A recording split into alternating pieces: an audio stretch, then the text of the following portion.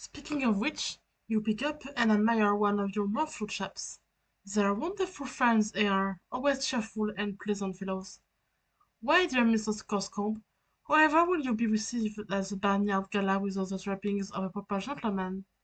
Each muffled chap comes with a number of accessories, including articles of formal attire, vaccination kit, and a dishwasher safe slop straw. You gather all your dolls into a rather cozy-looking pile.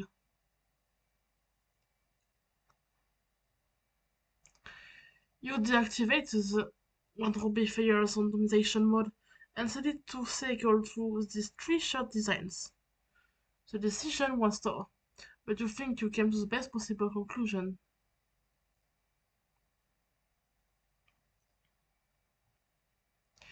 It is another beautiful day in your neighborhood. It is peaceful and quiet as usual. A rather imposing volcano looms over your house, which has been inactive for centuries. Through dormant on the surface, volcanic activity deep underground provides your house with a source of geothermal power. You are not sure why your grandfather decided to draw from this source of energy when he had the unlimited power of the atom at his disposal, but it has been this way for as long as you can remember. You have shacked it up to a family's long-standing propensity for eclectic pursuits. Wait, you mean pursuits? What is the nonsense about fursuits? You do not have a fursuit. You think anthropomorphic fauna are really cute and shocking and all, but it has never occurred to you to dress as one. Sure, it is fun to imagine what it would be like to run wild with a pack of wolves, or pure and frolic with a litter of kittens, but dressing up as an animal just seems ridiculous. It would still just be a silly girl trapped in a tragedy, static, dusty piece of crap, and seriously, who are you trying to kill with a sort of balcony? Anyway, it's not a magic chest. It is a gadget chest, which you have adapted for storing a number of useful gizmos. It was once your oracle trunk, a gift from your grandfather, of course, and still contains many silly fortune-telling knickknacks, all of which are completely bogus.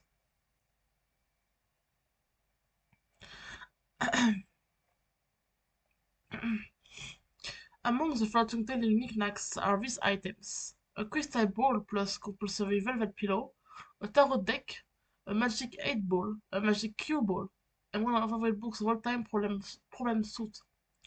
Among the useful gizmos are of course your computer, which you keep inside a fun lunchbox for easy transport, and a couple of gizmos you keep handy so don't always have to make the long trip to the kitchen. There is a cookalizer preparing delicious meals, and a refrigerator, a name which clearly is a wacky variation on the much more common household item, the refrigificator. These things are stupid and useless. When the magic hate board isn't being frustratingly ambiguous, its forecast is always wrong. You have tested it numerous times with certain facts you know to be true. This is its reply when you ask if it is your friend's birthday today.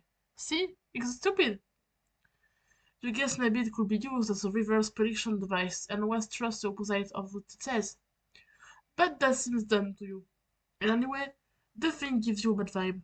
You might consider smashing it, but you are a little superstitious about whatever ominous consequences that may have, even if the local talisman in question is a cheap piece of garbage.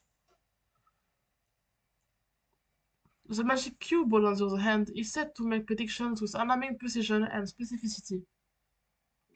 Unfortunately, it lacks a portal of its surface that allows you to view the prediction.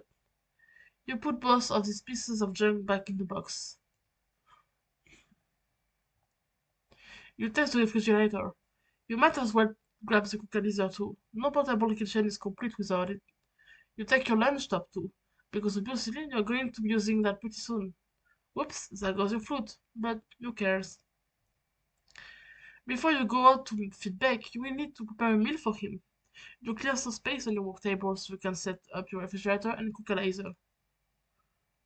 Just for fun, that allows you to take a stab at matching the cards to use the gizmos. It doesn't present much of a challenge for her, so she figures she might as well step aside, while providing a few generous eats. No, no, warmer, warmer, cooler, cooler, cold, Warmer. Yes. No. Cold. Ice cold. Warmer. Warmer. You have selected the key lime. Way to go. Hot. Wait. No. Cold. Really cold. Frozen fucking tundra. Congratulations, you advance your matching skill to the new level. You can hear legacy of the fourth bite of beauty. Jed is beginning to regret plucking the fourth wall for this ill-advised escapade. If it were known in advance how terrible you were going to be at this matching game, the author may have given second thought to preparing this cool interactive flash application. Look at all these foods on the news. Good luck trying to settle them down. You just deploy the gadgets yourself. These foods are unlikely to become less impudent anytime soon regardless of where they're stored, but you stick them in anyway. You take a look at the refrigerator's watery interface. You wonder what he is in the mood for today. Okay, well, it's a rotary dial, so there are no buttons to press, but whatever, that doesn't really matter. You dial up a thick T-bone steak, which you are sure Beckham is in the mood for because he's in the mood for steak every day, and is never in the mood for anything else. But he does like his steak well cooked. He does prefer his steak rare after all. But you will not identify the fault of turning the knob much further because you're not retarded. You capture lock the irradiated steak and save it for your triple side. You probably shouldn't waste much more time. You wouldn't want all this nice dipped steak isotops to settle down. You wouldn't exactly call it an atomic bass, but it is heavily customized to accumulate a high level of musical virtuosity, the perfect instrument for the electrically spirited. You've tuned the strings way down, of course, because your stoppy arms can reach low notes. You switch your electric bass to a 7-set setting, but you probably switch it back, since mostly it's too complicated to play it in person like this. The default setting is your preferred mode for casual jamming, and since you can possibly waste enough time playing music, casually jam is exactly what you're gonna do.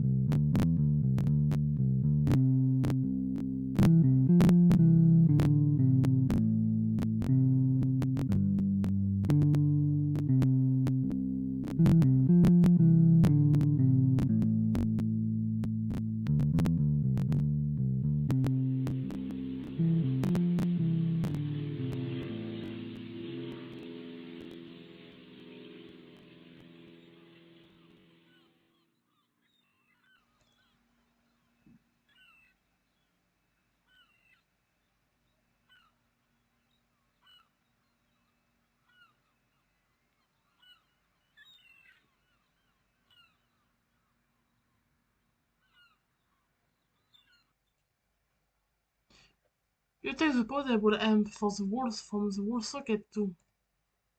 You like to make yourself comfy in your plushy pile before getting down to business with your computer.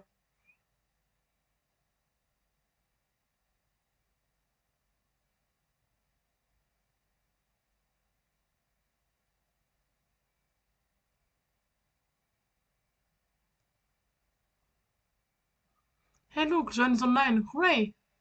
So it looks like they've pestered you about something yesterday, but you missed it. You greet John, but he does not respond. He is unoptically gallivanting around his house in a state of barely restrained birthday mirth.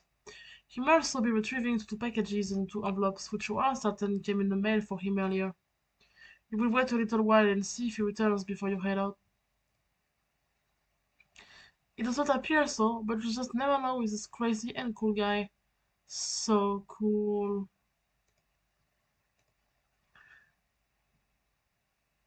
Hey, oh, you're asleep again, aren't you? Or do you even know if you are? I still don't know how that works. It's like nothing means anything. It's so cool getting hella chumped by your coquettish damn all the time. I don't know why I believe anything you say. I'm like the Grand Marshal of the Gross Chump page. Waving around my faculty chump Dr. Baron, Assistant Director of Chumpography. celebrated author Ernest Hemingway. Wait, wait, Champel Stillskin. Champel Dipshit? Yeah, you asleep? YN, YNASL, S equals species, baboon, kangaroo rat. If kangaroo rat, thief twice, please. Okay, well, you're not saying anything, so I guess whether you are non-awake or unasleep or whatever, you're just not around and I'm wasting good material. Even worse, I'm wasting a killer persona here. Like, I don't know, like a wide open V-shaped lotard and a fuck ton of body paint. Some like sinewy back arching Cirque du Soleil looking motherfucker. Always low to the ground getting a good pull on, like I dropped my keys in the dark. Nimbless son of a bitch who had the gumption to glue a nasty pair of latex cat tips to his face. For a reason it wasn't a joke. Jade, hey, where are you? Seriously, I'm sitting here tonight with a fucking bag of kibble jacked open on my lap, and prime for goddamn beer, and you're gone. By the way, my name is Oquity Plumusk, hardest but oak in general, topper still. Hey, yeah, just wanted to give you this remix I finished here. So, yeah, you don't have to respond to any of them, by the way. I probably forgot half the shit I said anyway. Talk to you tomorrow.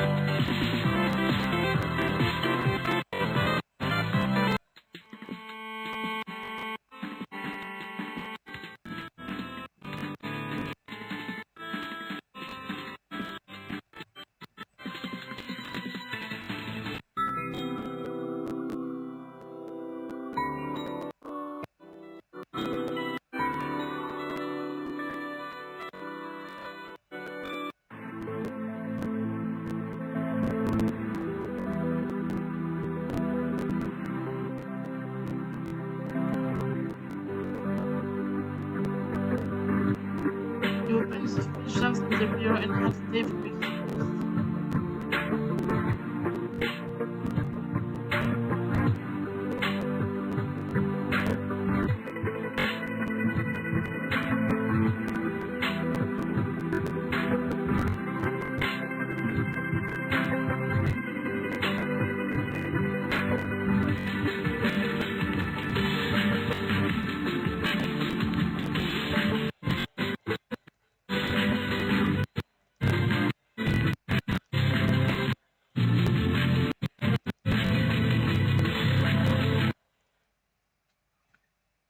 You open your web browser and visit MSPA. You navigate to one random page in the middle of the latest epic. Looks like he was finishing up some sort of weird torture intermission here. Whatever it was, it clearly advanced the plot in no relevant way whatsoever.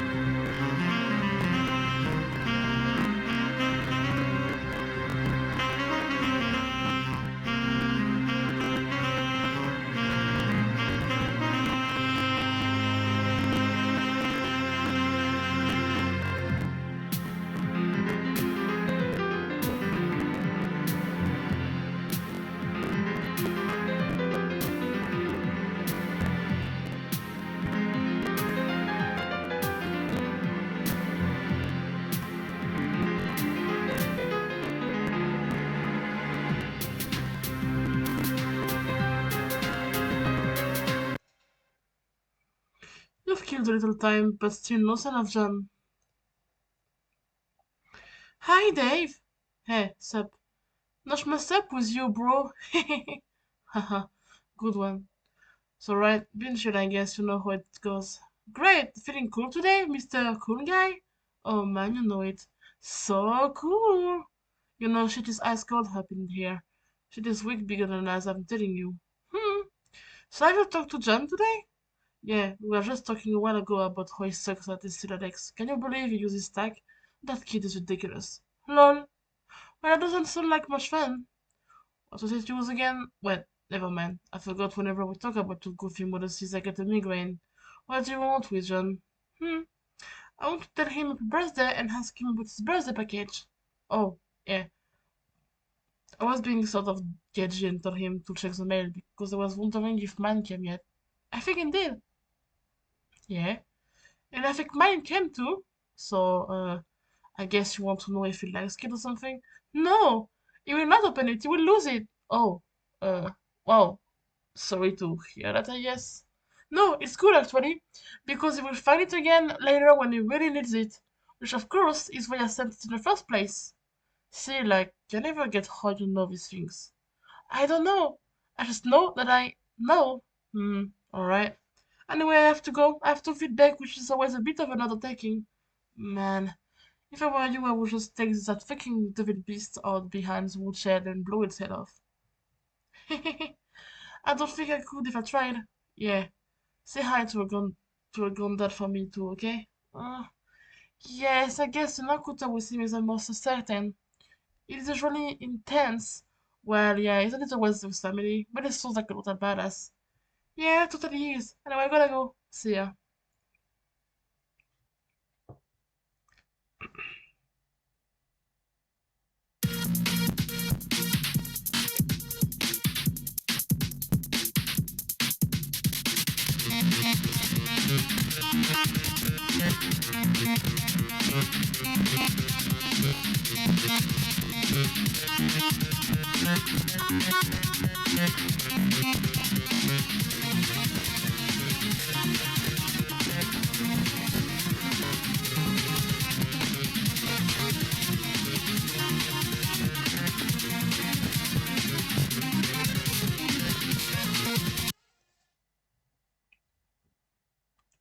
Horse is online. I require a font of frighteningly accurate yet infuriating, non-specific information. Do you know where I can find a wellspring of this sort? Yes, okay, but we can't talk for long. You have plans? Well, yes, I do, but it's just that you will lose internet connection soon, and you won't talk again for a pretty long time, not until you enter. Enter? Yeah, this is what I was talking about. This was the itch that needed scratching. My avarice for the inquestable, it is limitless. Lol, what did you want to know? You being insisting today was a big day. We would all play a game you don't know the name of. A game you said I would get in the mail, and did. One that will help me answer some questions. But Strider is being obtuse. I can't catch John at his computer. You don't even have the game yourself. And on top of all that, my talent is unstable. So are you sure today is the day? There's sure a lot of challenges, but yes, I'm sure. Dave is cool. You know he will come around when the time is right. He just has a lot of work to do first, and so do you. You need to keep searching for a stable, signal, and power source. It will be hard, but don't give up. And don't worry about me either. Focus on playing with John first. It all starts with you too. Is there nothing else you can say to prepare me for this? I'm sure you think little of glittery, upsetting dark forces with Grandpa Morrow over there on Halmore Island, but honestly, I've only read a few books on it. Haha, dark? That's ridiculous. I don't really know what to tell you, other than it's not going to be what you think it is. And most importantly, we'll have your question answered, but they will be the ones you haven't thought to ask yet. Just be patient and be brave, you'll see. It will be fun. Uh-oh, looks like we've got to go. Take care, Rose. You are not the other girl several hours in the future. It appears a second passage in the mausoleum has been opened. It's getting awfully toasty in here. You get up, your belongings, including your dead cat. You spent enough time for now concerning yourself with the future of your friends. John will not be available until later. By then, he will have his hand full. So will you. You pick up your lunch top and get ready to take care of some business downstairs.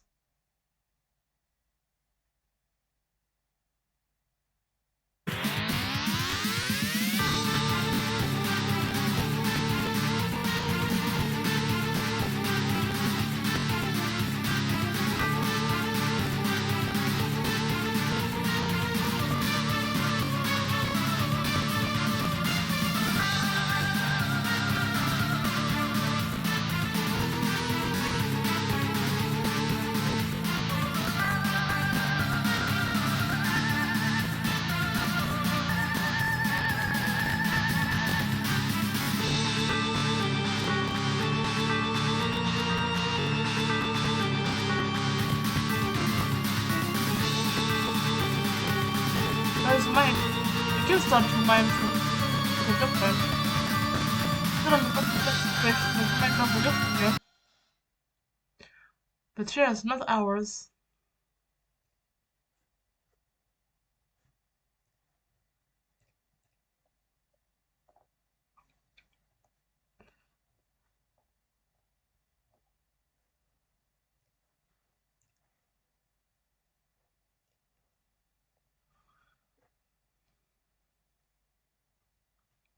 Is anyone actually reading any of this? Or are they all dead? I don't know if anyone besides us is even alive and playing the game, or if anybody even really cares what we have to say. Rose said I should add some stuff to this FAQ if anything occurred to me, so I guess I'm doing that. I figure at the very least it will be a good reference for just us to use, but Dave probably won't read any of this because he's sort of this whooping stupid horse, but whatever. I finally figured out what those weird codes on the back of casual cards are for. Well, maybe not what they're well always for, but whereas Burb has spoiled them for an in-game purpose. Every captured item stamps the card with a unique code, and a gizmo in Burb called the punch design mix will punch a unique pattern of holes in the card which is derived from that code. The punch card can then be used with other gizmos to duplicate the item and or combine it with another item. I got to thinking about this, and with my amazing hacker skills, I noticed a trend. The old pattern is based on a fairly simple cipher, converting the captcha code to binary, and the binary pattern is punched, where 1 is a punched hole and 0 is an unpunched slot. So, here's the table just to be clear. There are a couple of ball characters at the end to break it up to 63, or 0 through 63 equals 64 total. I guess 6 bits. Because the binary representation of the captcha code cards are 6 bits each, which have a range of 0 to 63. So for instance, the captcha code for the hammer is N27UN6BI. Look up the index for N first, which is 49. The binary of 49 is 110001. Keep doing that for all the cards and you get... Okay, that's the pattern that will be punched on the card, but the bits are arranged top to bottom, left to right, in 4 columns like this. Or punched on the card like this. Wow, okay, that pretty much looks like shit, but you get the idea. So to combine 2 items, you just overlap 2 punch cards, only the places where both cards have a hole will show through, so it's sort of like a bitwise AND operation on both cards. The new pattern gives you the code for the new item. For instance, combining the code for a hammer N27UN6B1BI and a pogo ride DQMMGLAK gives a new code with less holes obviously, which translates to 126JH48J. That whole pattern went on to make the pogo hammer, which is so rad you have no idea. I've also wondered if you can combine items in other ways, like a bitwise OR, that means combining the cards to get more holes, not less. Here, the new pattern has a hole for every hole on either card. This pattern will be accomplished by double punching a card, like 2 cards, 1 card. I'm going to try that sometime. But there are some mysterious things about all this. First of all, with all the hole slots, there are 48 bits in total, which means there are almost 300 trillion possible codes, and 300 trillion sounds huge. But when you consider it, it's supposed to account for all conceivable items, including all the working combinations of stuff. It certainly doesn't seem that big. This leads me to believe that not every combination of items is a viable duplicate. But this is kind of obvious anyway, since there are many combinations on punch cards that will produce either a blonde card with end or totally punch card with R. So there's a lot of good combinations out there, and many that will just lead to the same pattern. Like for instance, a gun and an atom bomb will make some sort of ultimate death ray, but for that matter, a shoehorn and a potted plant could lead to the exact same pattern. So weird. And so it seems like combined items will always have patterns with either much fewer holes or much more holes than more ordinary items, which will occupy the vast meaty middle of all possible patterns. It is strange and counterintuitive that more complex objects have simpler patterns, but hey, there you have it. But all this sorta makes me guess the system can be cracked in some way. Like if you have a complicated item and you want to extract simpler items components from it, there might be some algorithm for deriving the pattern you want, or at least narrowing down the possibilities. There might also be ways of charting through the simple patterns on both ends of the bit spectrum and pinning down the ones that will make cooler stuff. Who knows? I want to ask Jade about this because she's really good at this sort of thing somehow, even though she doesn't have my lit axe or creed. Too bad she makes herself so scarce all the time. Jade, if you ever read this, let me know what you think. Mm-hmm. You can.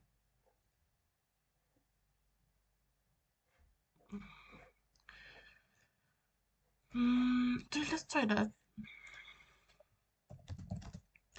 It's a picture of John. Just, so we can try making a card of John. So if I do that here,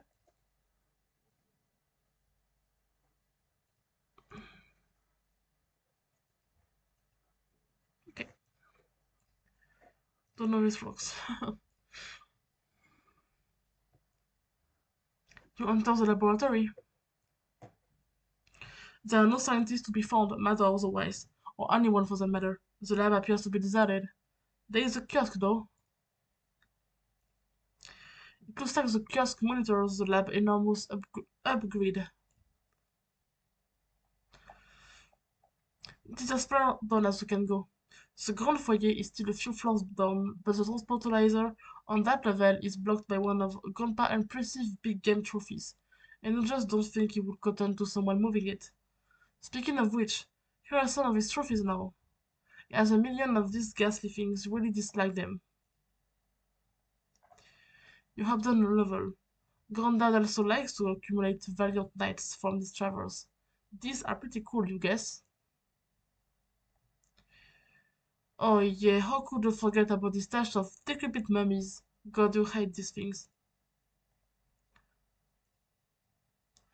This is your grandfather's collection of what he refers to as his beauties. None of the lady would be fit for his collection unless her portrait has spent at least 20 years bleaching in the front window of a beauty parlor, a sort of establishment is plundered no less frequently than ancient tombs. You guess they were sort of like your sisters while growing up, and you were always encouraged to look up to them. They are awfully pretty ladies, I suppose, but it was always hard to get excited about them as grandpa. Jade, study hard and keep your rifle at the ready.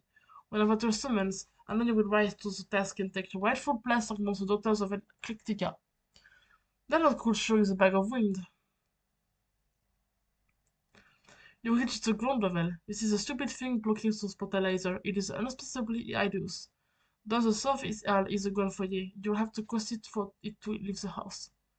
Looks like someone is pursuing you, even though you thought you logged off.